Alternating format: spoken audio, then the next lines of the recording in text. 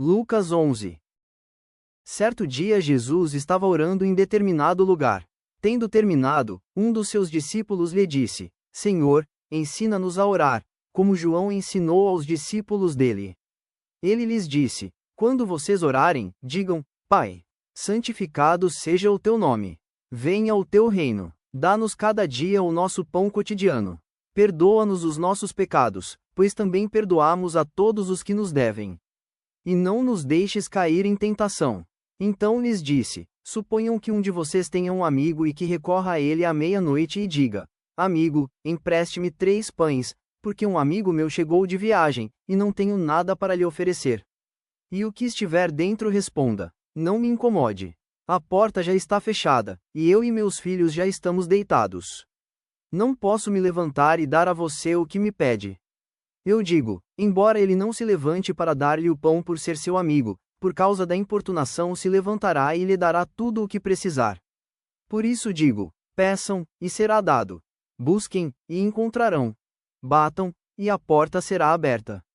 Pois todo o que pede, recebe. O que busca, encontra. E aquele que bate, a porta será aberta. Qual pai, do meio de vocês, se o filho pedir um peixe, em lugar disso lhe dará uma cobra?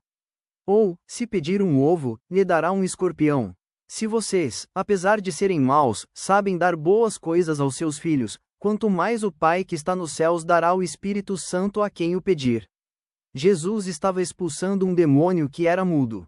Quando o demônio saiu, o mudo falou, e a multidão ficou admirada. Mas alguns deles disseram: É por Beelzebu, o príncipe dos demônios, que ele expulsa demônios. Outros o punham à prova, pedindo-lhe um sinal do céu. Jesus, conhecendo os seus pensamentos, disse-lhes: Todo reino dividido contra si mesmo será arruinado, e uma casa dividida contra si mesma cairá.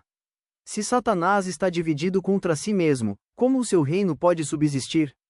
Digo isso porque vocês estão dizendo que expulso demônios por Beelzebu. Se eu expulso demônios por Beelzebu, por quem os expulsam os filhos de vocês?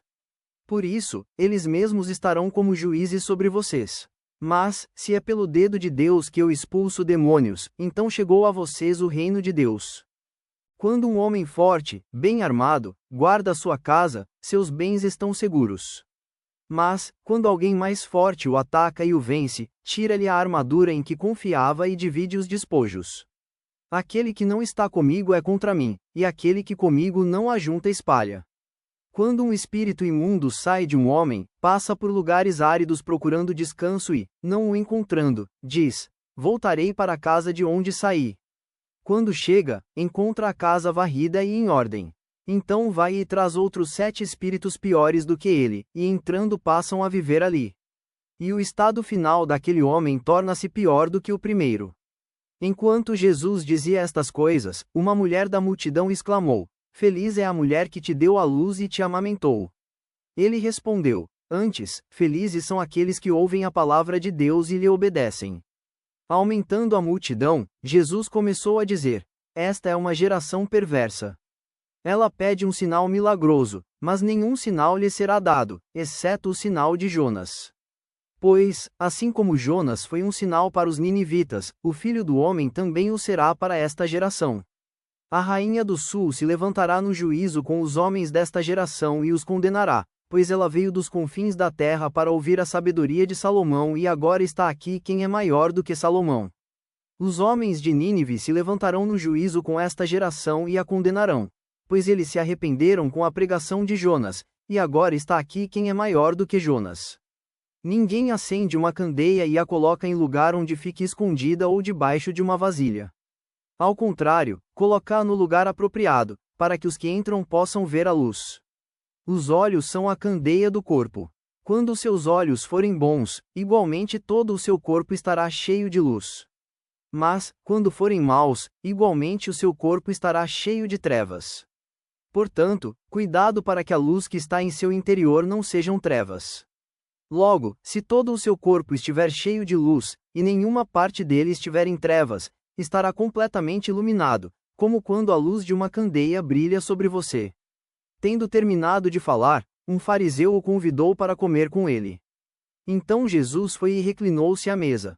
Mas o fariseu, notando que Jesus não se lavara cerimonialmente antes da refeição, ficou surpreso. Então o Senhor lhe disse: Vocês, fariseus, limpam o exterior do copo e do prato, mas interiormente estão cheios de ganância e de maldade. Insensatos! Quem fez o exterior não fez também o interior. Mas deem o que está dentro do prato como esmola e verão que tudo ficará limpo em vocês. Ai de vocês, fariseus, porque dão a Deus o dízimo da hortelã, da arruda e de toda a sorte de hortaliças, mas desprezam a justiça e o amor de Deus. Vocês deviam praticar estas coisas, sem deixar de fazer aquelas. Ai de vocês, fariseus, porque amam os lugares de honra nas sinagogas e as saudações em público. Ai de vocês, porque são como túmulos que não são vistos, por sobre os quais os homens andam sem o saber. Um dos peritos na lei lhe respondeu: Mestre, quando dizes essas coisas, insultas também a nós.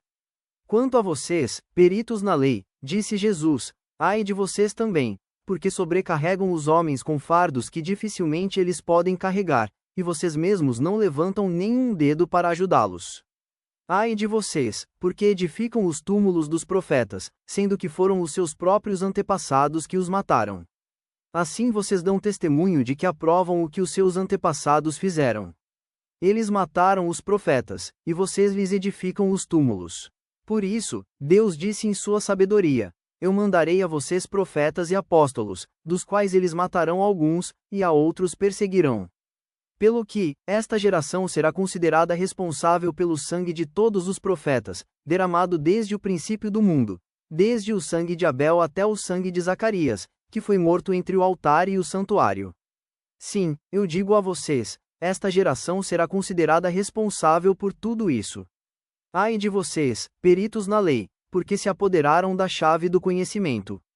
Vocês mesmos não entraram e impediram os que estavam prestes a entrar. Quando Jesus saiu dali, os fariseus e os mestres da lei começaram a opor-se fortemente a ele e a interrogá-lo com muitas perguntas, esperando apanhá-lo em algo que dissesse.